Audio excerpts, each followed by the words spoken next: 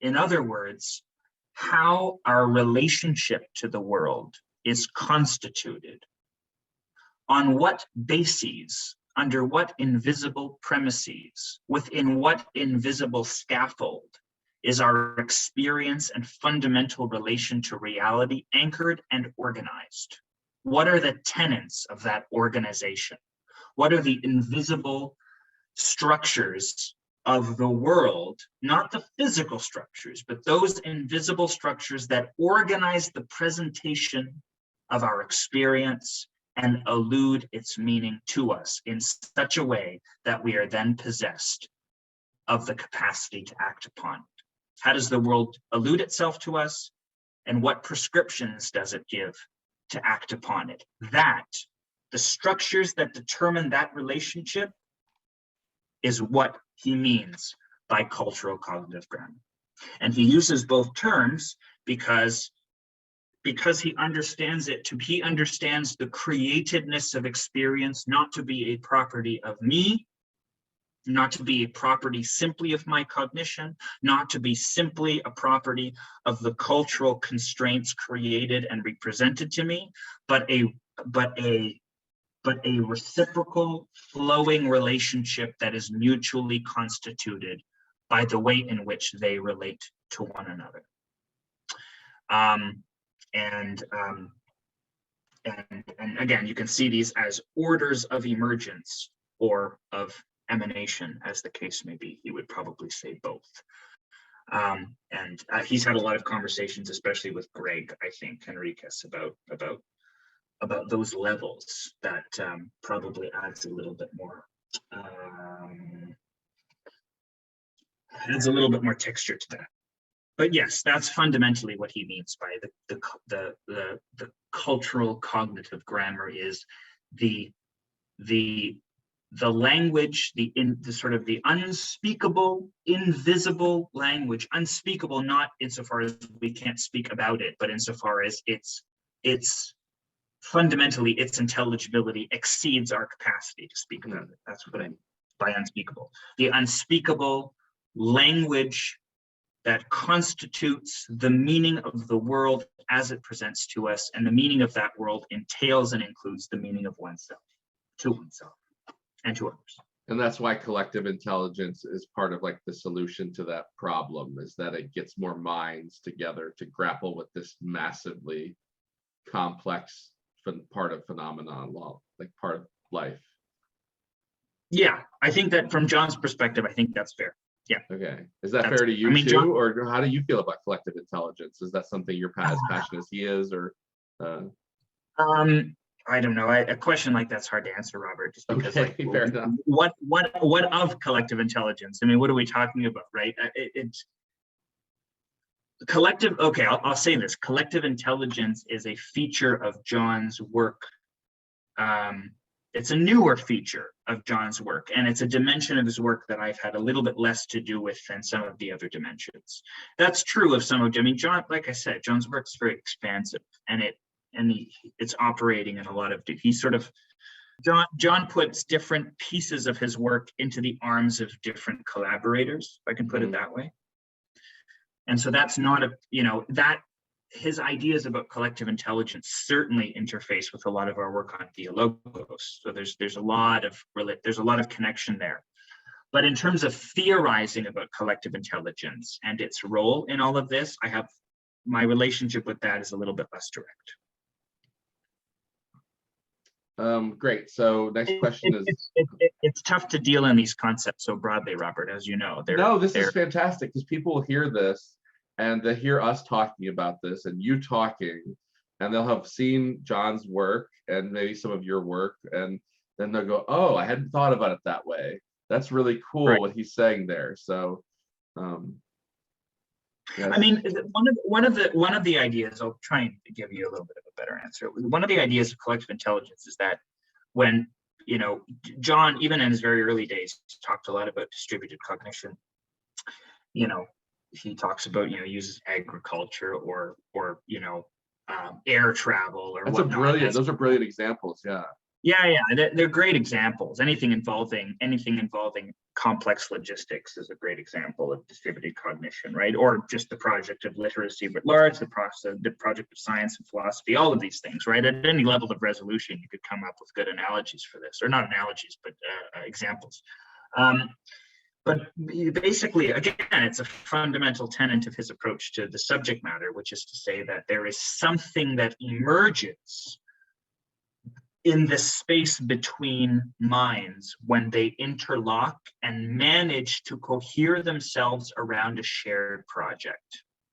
And it happens on the most infinitesimal of scales between person A and person B, and the tertium quid, right, the third factor that is produced of the union of their commitments and the union of their ideas when they are productive together, right? Again, it's a very Platonic idea, right? But then John, being a theorist of scope, likes to magnify that premise and that idea to understand how collective. John wants to understand how instances of collective intelligence anchored in distributed cognition that are capable of solving complex problems on a mass scale, like air travel, like agriculture, etc., can also be cultivated in the service of wisdom. And intelligence and wisdom, of course, are not the same thing, and they're conflated far too often. But because he has an abiding interest in both intelligence and wisdom at every scale, he really, really wants to join these two domains and understand how systems of collective intelligence that can produce immense capacities of problem solving can be imbued with and informed by and ultimately converted into systems of collective wisdom that don't simply solve problems, but help to reorient their attention to levels of realness that inform not simply what is, but what we ought to do and to be. And so it's just an extension of those same fundamental areas of inquiry, I would say. Well, that was excellent. That was really nice. So next question is, what does he mean by ecology of practices? And then do you have practices that you do daily, weekly, et cetera, or wish you did?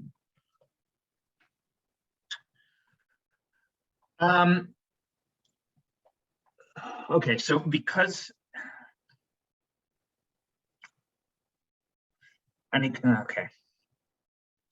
ecology of practices for John is basically not just a collection of different techniques adopted from different traditions and sort of mashed together, but practices derived from perhaps within the same tradition, perhaps across traditions, that complement one another by filling out different dimensions of the same fundamental project of wisdom that must be understood in terms of its various dimensions before it can be understood comprehensively as a unific undertaking.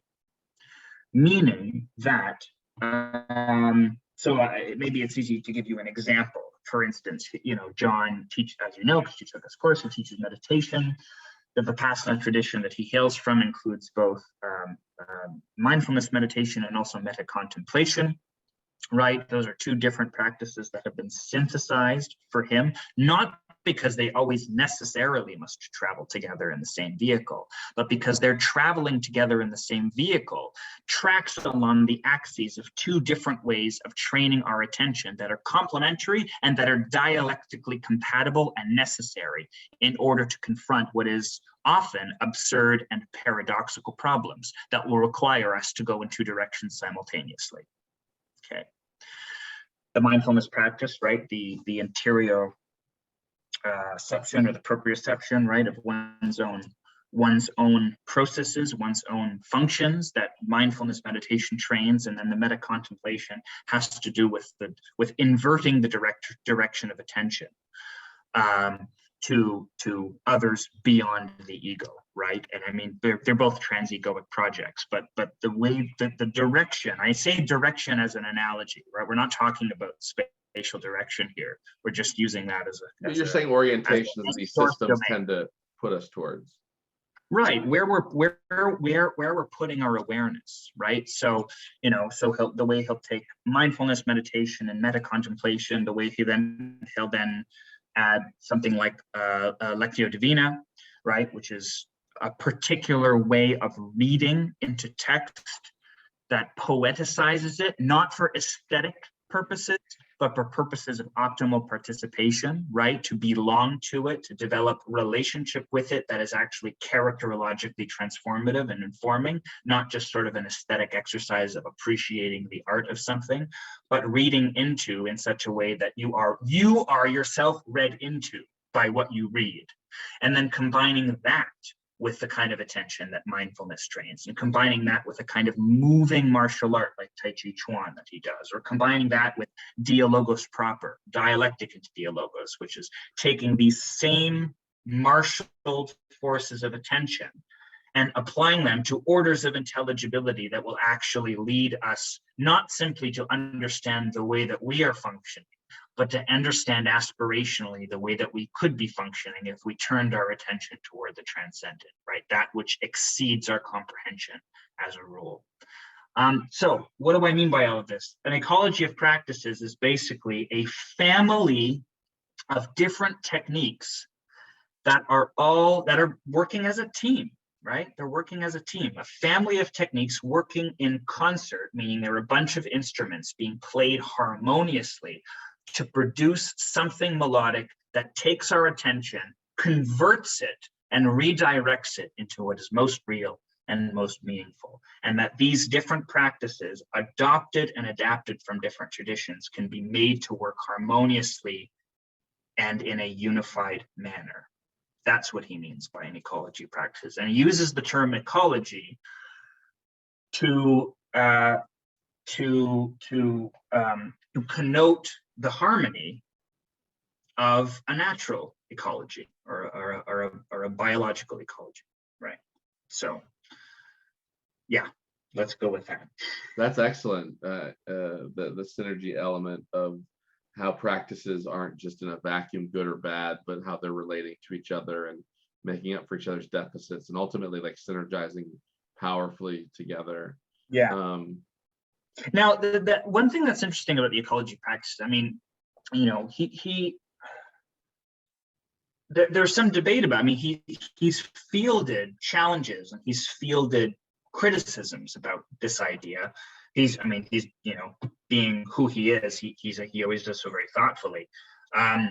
But one thing that's noteworthy about that is that he's not trying to be a kind of philosophical tourist. He's not trying to lift techniques or practices from various traditions to come up with some kind of I don't know, to come up with some kind of impressive survey or what am I trying to say here? It's not a survey course of different techniques from different religious traditions, right? It's not meant to be just sort of a collection of disparate things that we do, you know, one. Well, it's the know thyself, right? It's like, okay, well, I have these human aspects, and then I have this opportunity of these practices, and how can I harmonize them? Or no, what I mean is that he's not trying to when he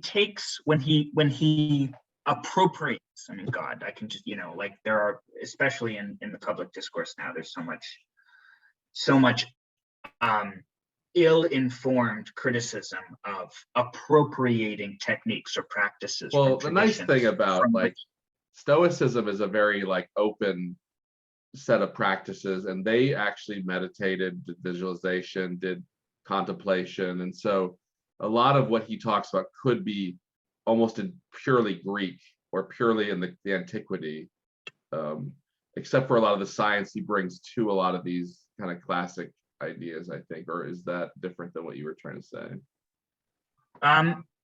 Well, what you say is true, although he draws a lot from the Taoist and the Buddhist traditions as well, and from the Zen tradition. So he draws from East and West both. But you're quite right. But my point was that when he's appropriating techniques from various traditions, he's appropriating them in reference to, at least by his understanding, in reference to their foundational philosophical aims, right? He's not only importing the practice, he's importing the philosophic character of the practices at origin and integrating them at the level of their fundamental philosophic purpose. He's not simply lifting, he's not like, it's not like, well, I go and do yoga on Sundays, but I have no idea where yoga comes from and what it means and what these poses actually signify symbolically. There are very just, depending on the situation, there are just criticisms that can be leveled at undertaking a practice without having a full appreciation of its origin and its orientation. Mm-hmm. That's what I mean. And John, when he's appropriating a practice like a Taoist practice or a Buddhist practice or, a Greek Stoic practice, as the case may be, he's doing so to the best of his, obviously, ability. He's doing so in reference to the philosophical tenets of those practices. He's not just skimming a piece off the surface and bringing it into his world in order to augment or accent what he already has. When he brings something into his ecology, he brings it in as much as possible with a full estimation of its originating function. Does that make sense? That's what I mean. Yeah, yeah. I mean, the function of these practices within their traditions is part of the vitality of these traditions and why they've lasted for thousands of years. And the way he appreciates them is, like you said, it's not like some tourist that's barely looking at the outside. He's like Jane Goodall, or like a lover of culture as well as a lover of practices and a respecter of culture. And yeah, no, he's very tactful, I guess is like a modern word. He has a lot of tact towards like traditions that aren't necessarily ones he finds himself homed in or identifies 100% with, let's say. Yeah, I think I wouldn't even say it's, tact, even the term tact sort of implies like a motive that's being motivated by a desire for politeness or something like that. I don't even mean that. I just mean like when he's repotting some of these, he's repotting them with as much of the soil that he can possibly carry. He's not just plucking the flower and trying to repot it at the stem. That's what I mean. He's trying to take the root with him. And, there's a lot of debate about that, which is really interesting. I don't feel like weighing in on it now, but there's a lot of debate about to what degree you can, in fact, syncretize elements of various traditions, especially from the East and the West, and expect them to flourish together and complement each other, because you're bringing with you an incredible symbolic apparatus that are sometimes incommensurable. Now, again, John's profoundly educated and well-read. He understands, like, he's if there's anything who's able to play, I don't mean that trivially, but I mean in the sense that he would mean it. If there's anyone who's able to bring forces from different worlds together and have them talk to each other playfully, it's John. But that's, I think a lot of people don't realize like how ambitious that really is, like creating an ecology of practices by adapting from different traditions and doing that in an elegant and sophisticated way. Like that's a project of tremendous complexity. And it's not like someone in their own life, samples from different things. And my Monday is I go and do yoga, and then I go and do Tai Chi, and then I go meditate, and then I go to prayer and have the Eucharist. And see, that's my ecology practice. It's not what it is. It's not just a collection of things that you do. It's an integrated system created from complementary practices that serve functions that operate along a set of axes that can create between them a space of wisdom. That is what it is. So I don't mean to belabor this point, Robert. The reason I do, the reason I do, and the reason like and what I mean by that is that when someone gets the level of notoriety for his ideas that John does, those ideas immediately begin to dilute in the minds of the people that attend to them, which is not to say that the people who are galvanized and who have become virtual students of John don't appreciate the ideas for their due import. Many of them do, and it's been such a joy for me, a gratifying joy for me. And he's finally getting the kind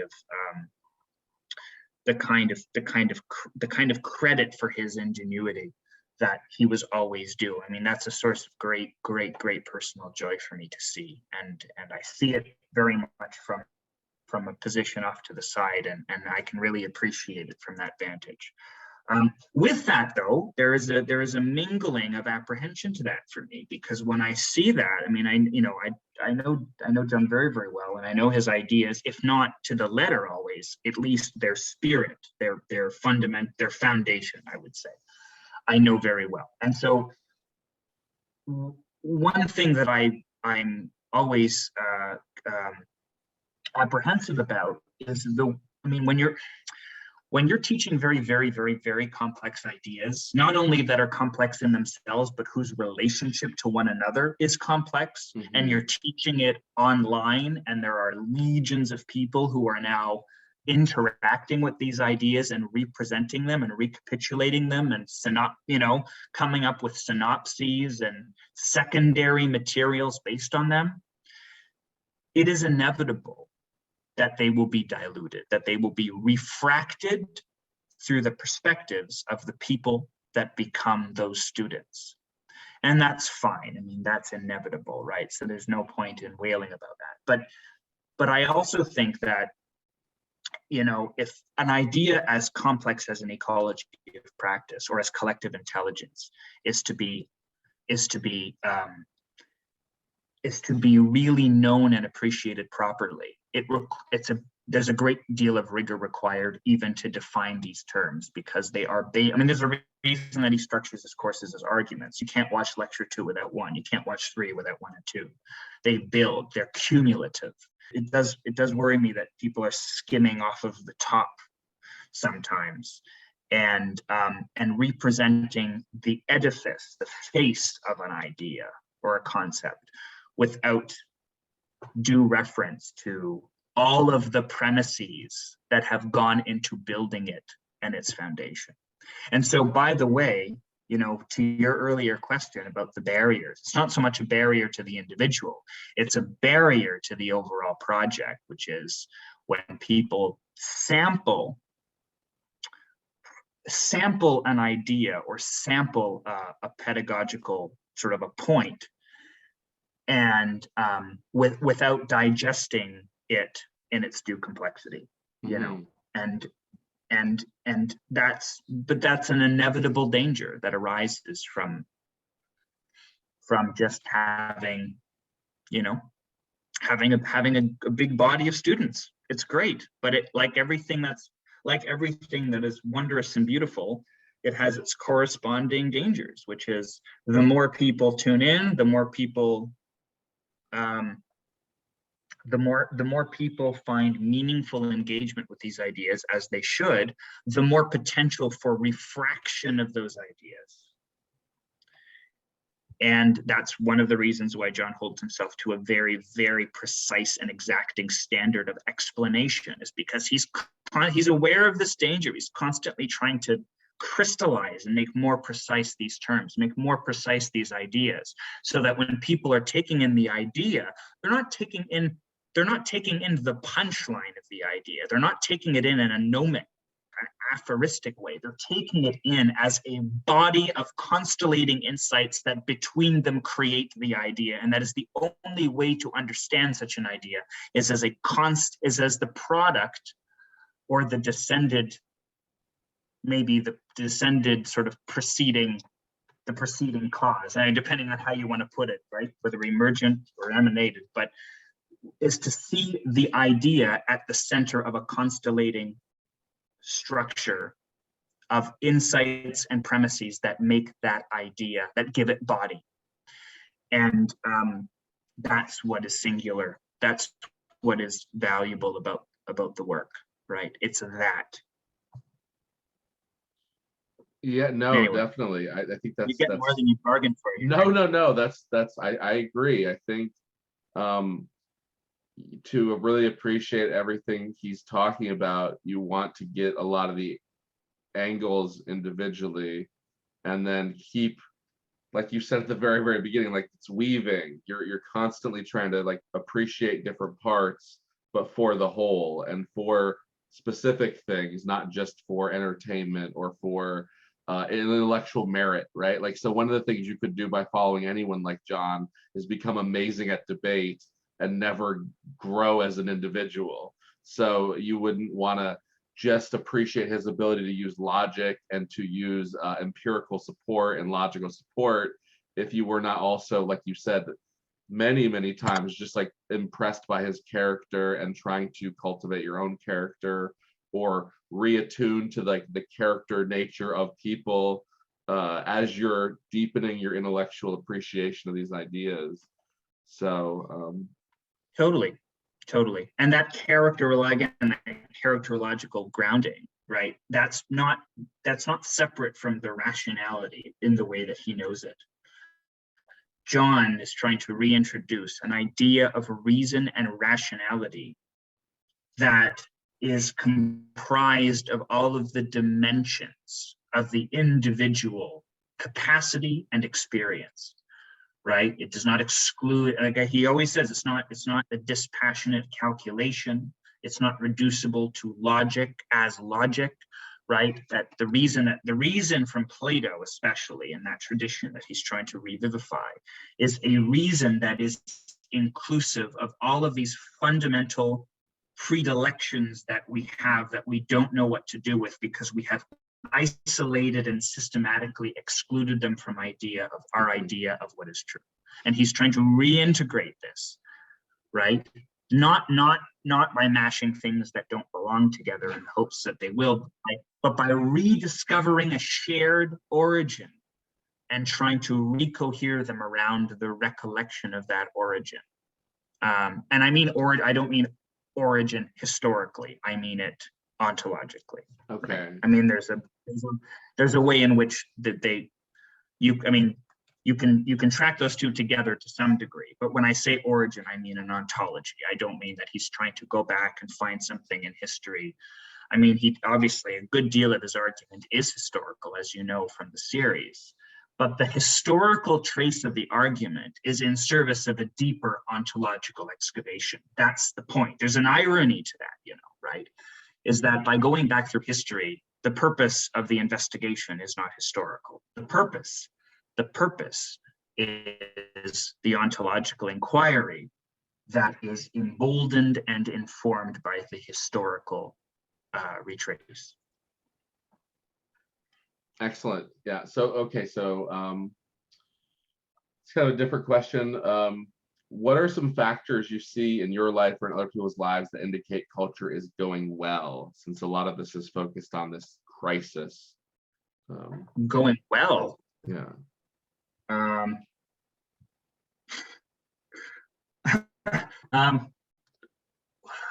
Okay. I don't know. It goes well when it's invisible, basically. I mean, good evidence for something working is that you don't notice it usually, right? So if culture operates in such a way as to provide you with to provide you with a sense of place that that maximizes your agency and informs that agency with the wisdom to cultivate it properly. A culture that can yield a space or a place where such things become not only possible, but formalized, ritualized. That would be a good sign that culture was working well. But I don't want to think about culture as like a system that was designed for an optimal function. Like it's so much more complex than that, right? It's in many ways, it is so, yeah. Okay, I could go in all kinds of directions with this, and I don't want to be unwieldy about it. So let me say this. I think,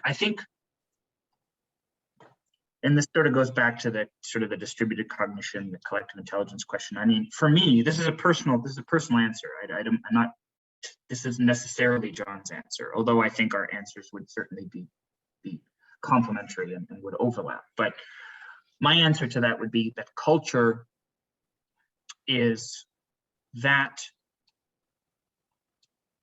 sense of place that equips the individual to grow and nurture the consciousness of himself such that he can understand where he ends, where the other and the world begin, and renegotiate and reconsolidate the relationship therein, so as to produce from it symbols that will direct the course of his meaning in life. And culture to me is that body, that indistinct body of affordances and influences and impressions cohered in such a way as to open up space within the individual's own psyche to allow him that, something like that. I could come up, I'll think. No, I think I understand. So let me see if this makes sense, what I was hearing for you. So you're saying like a healthy culture is one which encourages people to kind of like reach for the best in themselves, or to aspire to the best in themselves. That's a good way of putting it. Hey, I should have just said that. And that's much more intelligible when you say it. No. Yes, because I think, I mean, that now I know that kind of sounds individualistic, but I don't mean it to sound individualistic in the sense that, yeah, I truly believe that in order to be of service to other people, in order to actually have truthful, meaningful relationships with other people that are productive of a relatedness to the world that is then more productive. I think that you have to, I mean, it's the Socratic maxim, or the Delphic maxim, know thyself, know thyself, know thyself, know thyself. Everything comes back to that. Everything. Without that, there's nothing. I truly believe it. I believe it more and more with every year. I truly believe that everything, because I think knowing thyself and knowing thy world are the same. Mm-hmm. Knowing thyself and knowing the others that comprise the meaningful columns of your life. To know thyself is to know others, and to know others properly is to know thyself. That's part of the insight of agape that John works to pronounce. It is the love that is creative of persons, including yourself, because it recreates you with the consciousness of yourself. You are recreated with an attentive consciousness. That which is becomes because of the consciousness you bring to bear upon it. And the culture is such a thing as, I mean, and I don't mean to say that we live in some, like, culture does do this in all kinds of ways. It's not as though it's just broken irreparably. It's in crisis. But clearly it works to some degree, because here you and I are talking culture. There we go, right? And so I truly think that culture is the cumulative sense of place that allows us to know ourselves. That's why you can't just discard everything. That's why you can't just burn Rome and expect to be in Rome again 2 weeks later, in a better Rome, right? because Right. Yeah. we're Yeah. building on the past, and we're building on our current economic system, our current religious system, our current academic system. And to start Yeah. from zero is to be at a lower place than like before the flood or something. Like you're just in like, you can't start from zero. That doesn't even make Yeah. sense to Exactly. yeah. Exactly. There's no starting from zero. I love what you I don't know, like when you talk about salvaging and discovering, right? Because you're trying to like hold on to your grandmother's hand while also like reaching your child towards safety or something. Like there's a there's a double move happening. I like that. Yeah, that's right. That's right. That's right. Yeah. And it's a humbling thing, right? Because I think part of the course of an individual's development, if I can be so bloody general about it, God, is that you realize that you are shaped by all of these forces. Like there's no blank slate, and you're shaped by a conspiracy. I don't mean that in the literal sense, right, or in the sense of design, but you're shaped by sort of a conspiracy of forces that that have provoked you to develop or grow or not, as the case may be, in different ways and in different directions. And in my experience thus far, and this is a particular thing I think that comes out of the existential tradition that is of great value, is discovering. There's a term that Pierre Grimes popularized, which is the idea of the pathologos, right? Which is that which is the aim of something like psychodynamic or the psychoanalytic project, I think, when it's properly understood, and is also the aim of the Socratic project, which are coincidentally, I think, when you get them down to their fundaments, the same project, which is that you acquaint yourself with the fundamental endowment that you have to become yourself consciously, to become all of those things that are possible of you. And that involves trudging through all of these formations, these patterns, these systems of being and reasoning and thinking and feeling, whether you want to call them complexes or something more in the psychoanalytic tradition, or you want to call them pathologoi, right? These constructs of beliefs, but beliefs not in the sense of like a proposition I have, beliefs in the sense of entire systems that tell me how information is important, how to think about certain things, right? It's the how of knowing, the how of thinking, the how of believing. That is a belief. It's the how of belief that is actually the belief. And that's this idea, right? That's what we really refer to when we talk about the kind of knots that we have to untie in ourselves, the kind of systems that we have to become conscious of, in order so that we can differentiate the possibility that exists in the world and in ourselves from the necessity of those systems and the way that it's overwhelmed our way of thinking, right? In other words, there's so much to us that is invisible to us that our behavior is predicated on. And for Socrates, all the way back, and I think this, John and I share a deep sympathy for this aim of Socrates is, to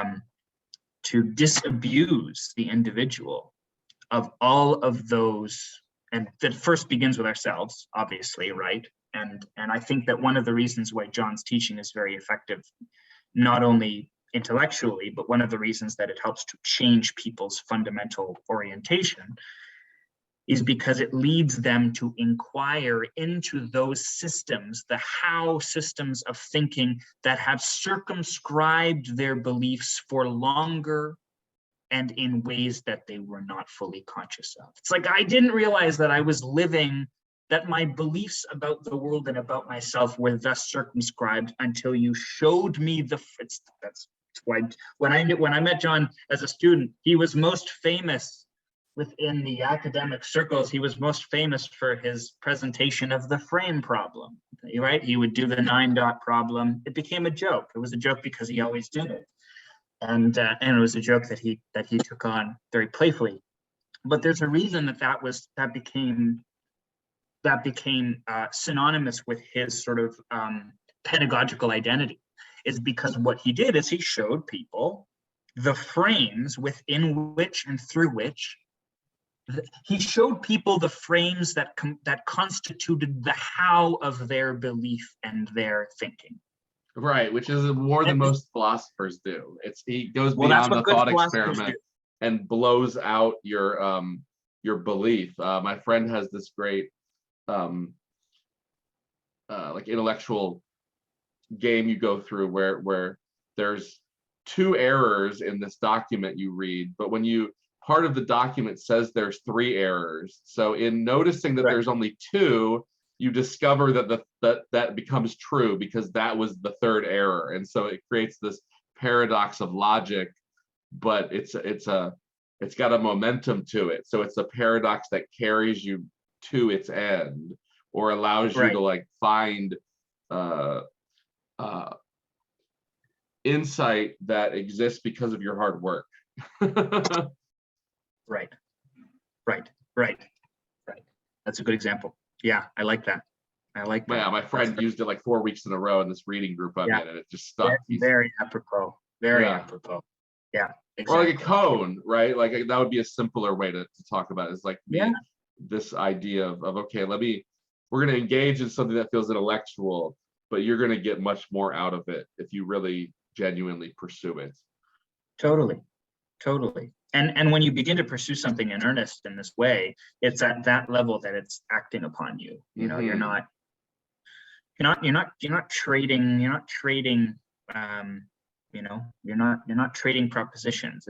That's not the game. The game is deeper. And there's what is it that John likes to quote, the Spinoza? I think it's a Spinoza line, right? The truth is not what you know, but that by which you know, right? It's something like that. It's not exact, but that it's at that level that the teaching works, right? It's that by which you are knowing that is fundamentally changed. And that's why it's not, and that's what makes it different from the acquisition of knowledge in the way that we commonly think about it. That's what makes it a wisdom project rather than simply, I mean, it is a knowledge project, but that's what makes it not simply a knowledge project, because it's changing the how of knowing. And changing the how of knowing changes the world entirely, you know. Excellent. How important is community, friendship, or other pro-social activities to like a good life? I'll let you, if I find out, I'll let you know. I mean, I don't know. Yeah, they're important. I think I'm going to give you a very. I can only speak from within my prejudices, right? My prejudices have everything to do with the role that these different factors have played in my life, and anything else is academic, right? I can tell you that for me, friendship and whatever we mean by community are the same thing, at least insofar as they are all I desire. Community as a collective entity that bestows identity reductively is something that I do not like and do not care for. What I mean by that is any community to which a person finds a form of belonging that circumscribes their identity as an ego and the capacity of that identity to transmute and to change and to grow and to elasticize. Any form of communal belonging that restricts the capacity of the individual to become other than what they are is, I think, a negative. I don't like that. Oh, that's a beautiful criteria. That's really great, because And it a lot of really the community forces narcissism in a weird totally. corner because you're not, when you throw identity right at the center of your criterion of judging a good or bad community, you're saying, okay, I want an identity that affords autonomy, which is like a virtue of meaningfulness. And then no, not the kind that affords just identity that crystallizes and plays this kind of shallow game where you might look back and be confused or go, what happened to 5 years of my life? Or Right. why? That's excellent. That was really good. Exactly. So communities that exist only to use a sense of belonging to protect are also delimiting the capacity of the person in the process. Oh yeah, and, like the overbearing mother. Exactly. Well, perfect. And it's a good, that's a good sort of Jungian formulation of it, like a devouring mother. That's right. And I think that's what we see predominantly now, like this exaltation of the community and the importance of belonging somewhere and having your community that bespeaks your values. And I mean, to me, that is part of the pathological relativism that characterizes this time. I know it sounds quite dramatic to No, that's say, excellent. I know what you but mean. I mean it with all my heart. I think that's pernicious and destructive and inimical to everything that we should want. There is anything that offers protection without exposure simultaneously is not to be trusted. I really do believe that. It means that any community that offers a form of protection that does not include a ritualized form of suffering that pushes people to exceed from that community into themselves is not to be trusted. Anything that doesn't do that is not to be trusted. Now, again, I mean that criticism is directed to those communities whose aim is to totalize, to encompass the whole of a person's life and identity, right? So, like, I started doing Aikido classes, and I go to an Aikido. Oh wow! I do. Yeah. I do when it's not down because of COVID, anyway. So this is what I mean. This is the difference, right? I go to an Aikido dojo. It's a community, and that community is a topical community. It has a particular domain with a particular set of functions, and its relevance is limited to a particular form of practice. My criticism is not directed to that kind of community. Okay, which I find no problem with. That scale, that resolution of community is something that is deeply necessary and meaningful. And incidentally, it's one of the things that has suffered most in the last 2 years, very dangerously, I think. Yeah. Well, even in the last 20, like consumerism pushes that stuff out just naturally. Sure. That's right. And people can, and I think should, in some ways, belong to multiple communities. Those communities are reflections of different aspects of their own personality that are trying to come into consciousness and integrate with the rest, right? Having communities that reflect different aspects of yourself is a very important way of becoming conscious of certain potential and possibility within yourself. And those communities speak to those aspects. But it is up to you as the individual to manage those aspects, and with the help of friendship, I might add, this is where friendship will come in, with the help of friendship to bring those aspects into coherence. And I think community is a wonderful arena for aspects of self to be articulated out and made manifest so that they can be reintrojected into the person and known. And a community that does that is serving a vital function and a necessary one. But a community that presumes to totalize its influence over you and your identity and that wants to devour you into itself is, frankly, an evil of sorts, I think. And those communities that are now, what does that mean for a community of philosophy? A community of, right? A community of philosophy, if it is such a thing, is constantly elasticizing itself. It is constantly being reshaped by the reshaping of the individuals within it, and its reshaping is feeding into the reshaping of those individuals, because their aim, jointly and individually, is to bring themselves into better consciousness of what is true.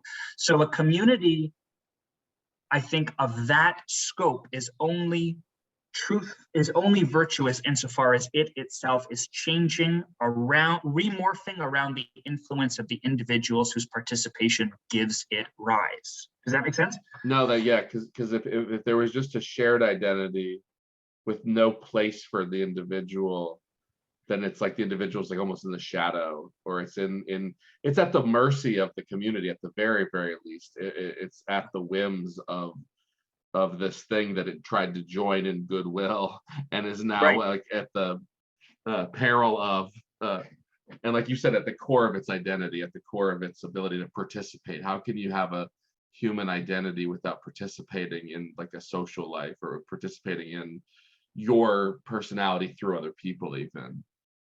Totally.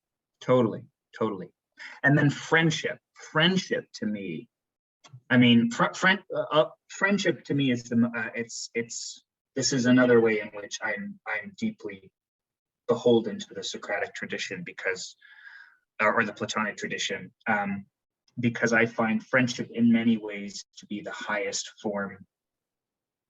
I mean, I don't know. Debating such things is like is arguing between goods is maybe not a productive exercise, but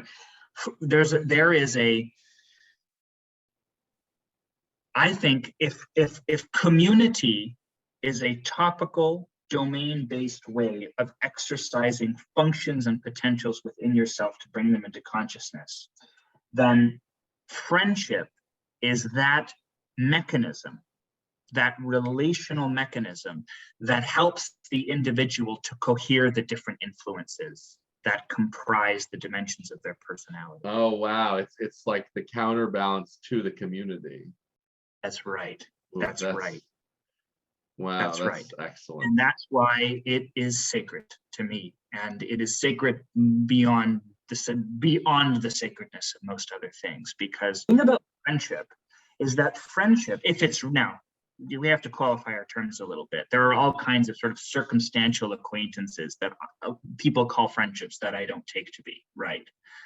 I think real friendships are something that a person has only maximum a handful. And the idea that a person can have 20, 30, 50, 100 friends, like properly understood, is, I think, ludicrous. A person can certainly have that many acquaintances or buddies, or, you know what I mean? Like people that you just sort of enjoy spending time with, hanging out with, and shooting the breeze with. And that to me is part of, so. Well, and friendship is not replaceable, so it's not a quantitative problem, right? So if I have a beautiful relationship with you, and once a year we just feel joy for each other together and share commonalities or something, like I don't go, well, I want 5 of those. Where do I get 4 more of those? Exactly. I just bask in it. Yeah. Beautiful. I love friendship as well. Yeah. That's great, Robert. I think that's exactly the right way of thinking about it. They are not of, great friendships are not of a kind. They are kinds in and of themselves. Right? And that's why they are singular entities. They are singular formal entities, right? And again, think of this in the Platonic way, right? Right? There is a form of courage of which all other courageous things are but in instances. By analogy, that formal Platonic sense, that eidos, is how I understand singular friendships to be. They are kinds unto themselves that are creative of instances and experiences, right? So they create worlds. From a deep friendship spills out worlds of comprehension and reflections that bear, I think, like, to me, friendships are what condition us to recollect ourselves as, if I was to put a Christian spin on this is a very Augustinian thing to say, because friendship was deeply, deeply sacred to him, the way I'm describing. He would say that friendship is what socializes into consciousness the notion of being an image bearer of God.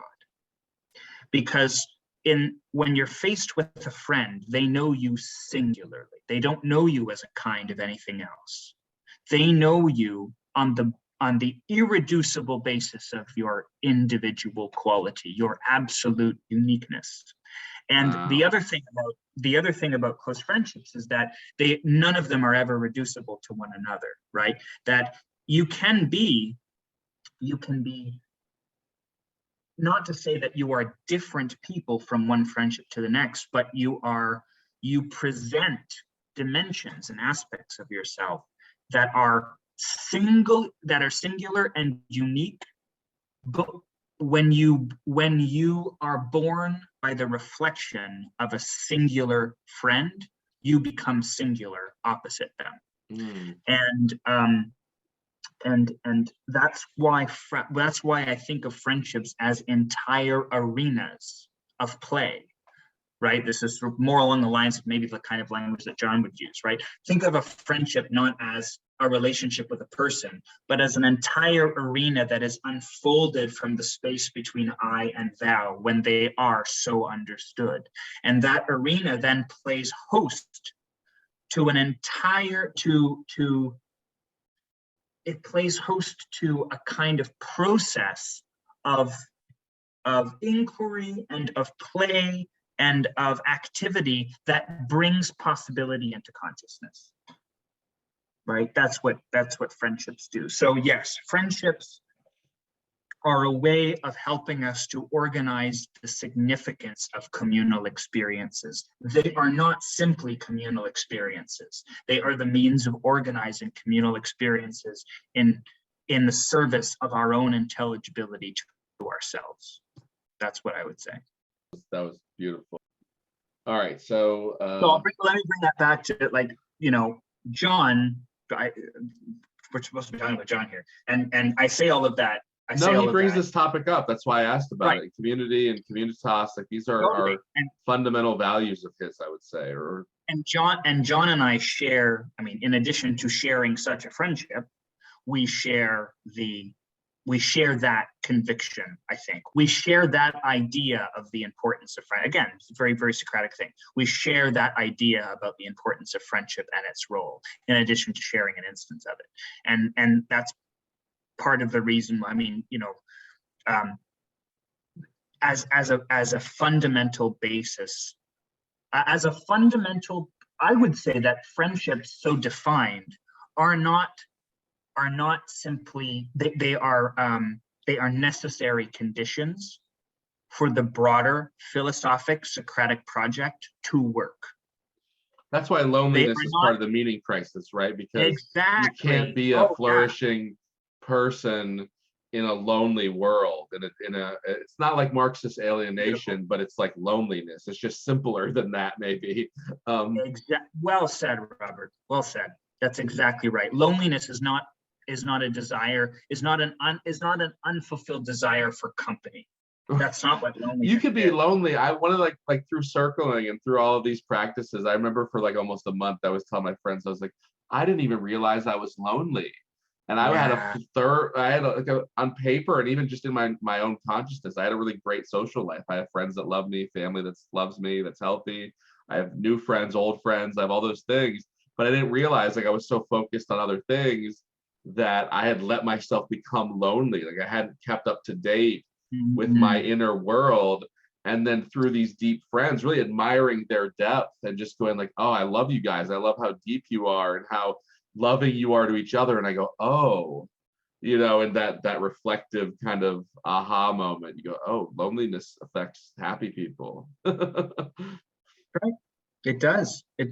And not having anyone around you who can see you not instrumentally, not as a means to another end, right? Who can see you, who can have a relationship that's in the being mode rather than in the having mode, right? As Fromm would say, or that is a genuine I-thou relationship. Yeah, that's a lot of it.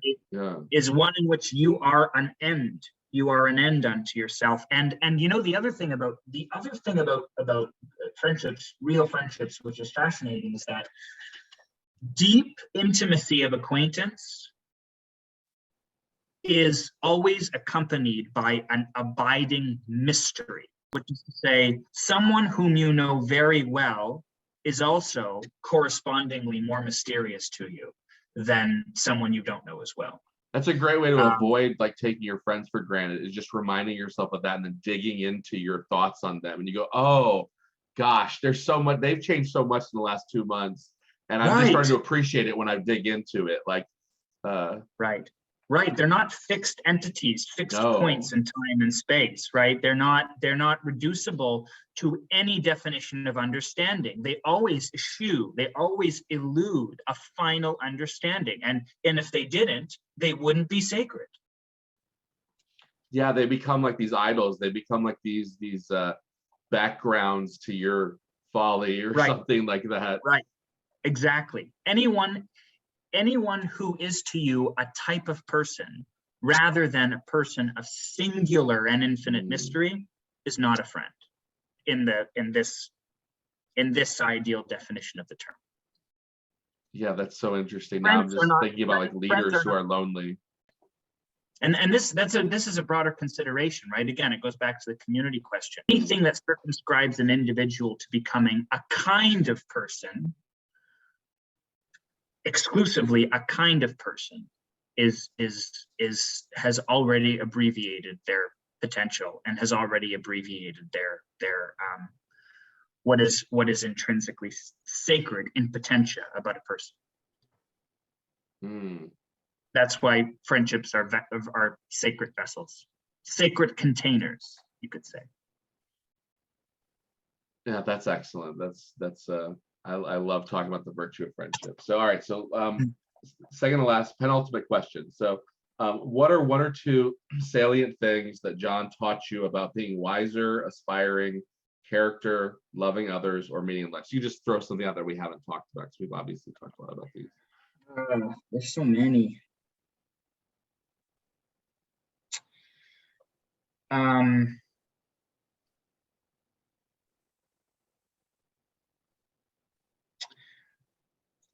I mean, I don't know if boy, there's gonna be like 10 things that occur to me like tomorrow that I'll have to email you. But I mean, the thing about John that I think has taught me the most is simply that is this idea that this is something that John learned. There's something that John heard himself when he was a younger man that he relayed to me. And while it might not be John's, while the insight might not have originated with John, in many ways, everything about John is infused into this one insight. So, to me, it is his, even though perhaps rhetorically it's not, which is that, in the face of grief and in the face of suffering, the way to overcome grief, the only way to overcome the kind of grief and suffering that appears unto death, in other words, despair, the way to overcome despair is not by a local application of insight, but by a comprehensive change of your person. In other words, you overcome grief by becoming the kind of person who can bear that grief, right? You transform yourself around the problem so that the problem, which formerly would have ended your world and become like when faced with an aporia that threatens to end you and end all of your presuppositions, you must not run from that aporia. You must not run from that suffering. You must not run from that grief. You must use that as the new focal point of attention around which to reframe your understanding of yourself and of the world writ large, reciprocally. Again, that is a Socratic insight. but here John gives it a very particular kind of, to me, it's almost a kind of Christian inflection, which is to say, you know, when you're presented with the despair of your soul that threatens you with a kind of eternal death, even as you're stuck within time, the only way of of taking up the gauntlet thrown down by that kind of overwhelming, absolutely overwhelming grief is to become the kind of person who could bear that grief. And so that is not merely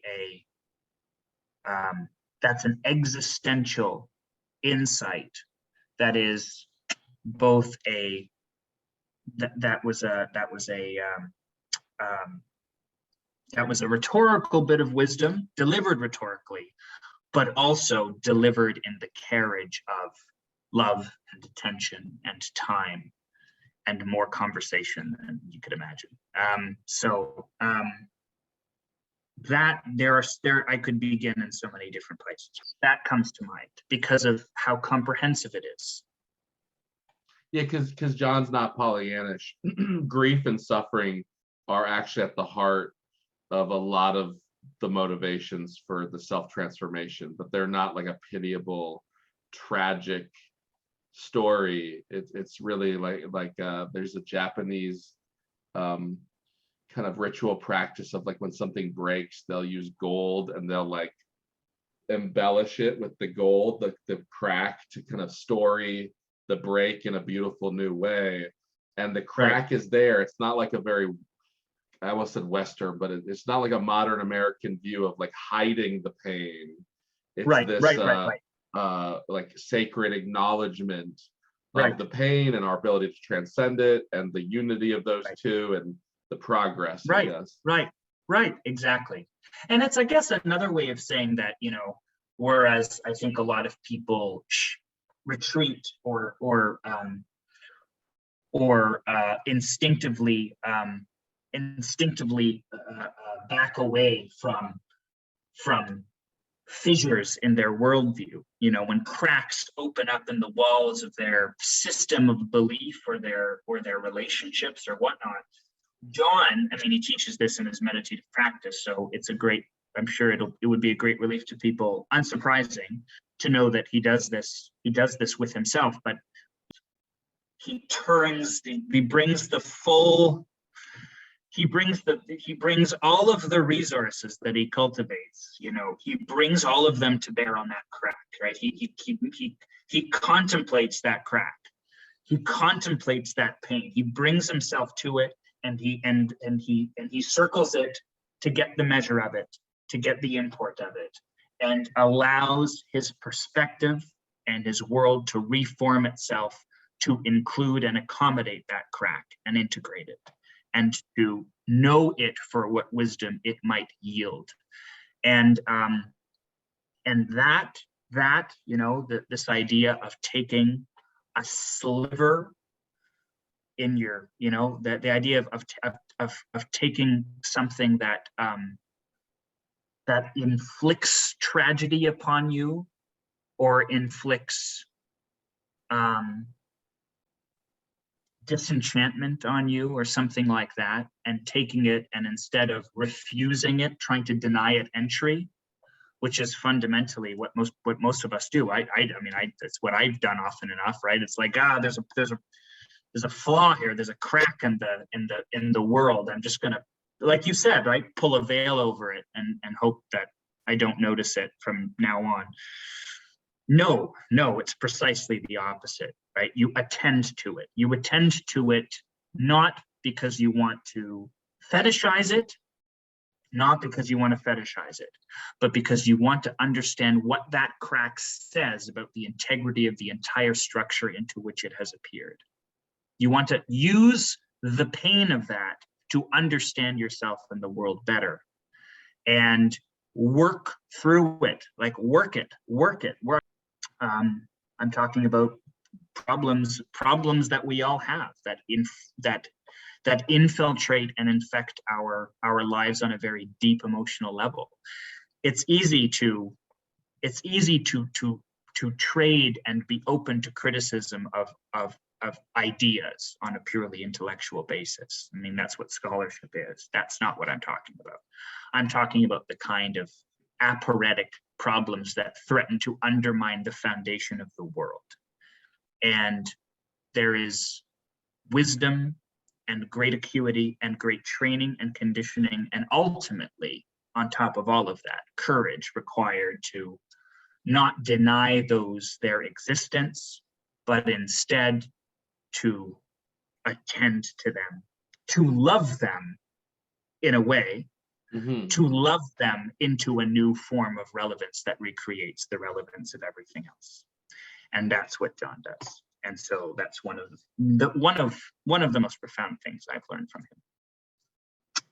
Yeah, that was profound. So this question is my last official question. Do you know what kind of pizza a monk orders? Do I know what kind of pizza a monk orders? Yeah. I'm gonna say it's either white focaccia style or plain tomato. Wow, what's the rationale behind those two being your guess? Well, because I think a monk, I'm sort of projecting an Epicurean. I'm projecting a sort of a bit of an Epicurean temperament onto this hypothetical monk, which is not to say that the monk is necessarily an Epicurean, but I simply think that a monk would have the wisdom to understand that the simplest and most rudimentary ingredients, when well cultivated, are far, far more profound than are the most abundant of toppings. And I can tell you as an Italian that is true of pizza. All you need is a good tomato sauce and a good dough, and that's it. And I think a monk would be sympathetic to that kind of profound simplicity. It is simple, and it's when you share it, it'll be appreciated. So it's not like you're just doing it to be ascetic or rugged and to just withhold like waste. You're like, no, this is the sweet, this is a really good simplicity. So it's got like a nourishing kind of simplicity to it. Is there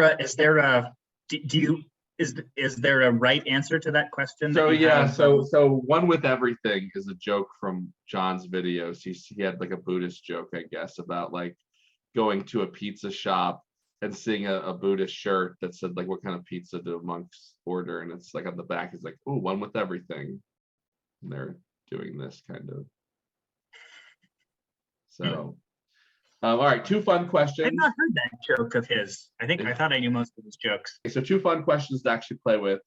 Question number one, what does John have in common with Taylor Swift?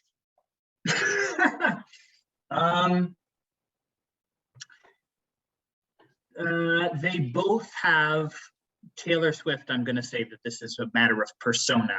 I have no idea if this is true of her person properly, but it's certainly true of her occupational persona that she has a talent for reinvention. And I think that John has that too. And then what's something different about them? Everything else. Okay. All right. And then last question. If John had $1 billion mysteriously donated to his project, what kind of world do you think that would look like? If John had $1 billion to put into his projects, oh God, I don't know. I don't know. I think that the best answer to that question is a very